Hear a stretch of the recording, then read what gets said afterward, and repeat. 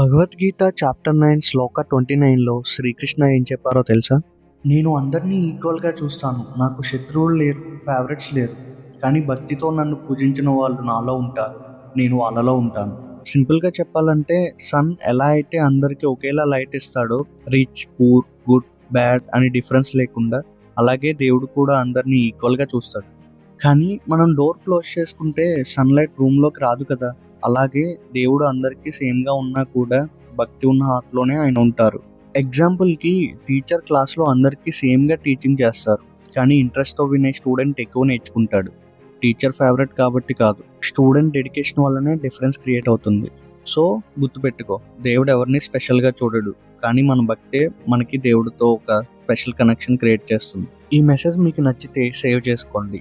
ఇంకా ఇలాంటి భగవద్గీత విజయం కోసం ఫాలో అవుతూ ఉండండి. Thanks for watching.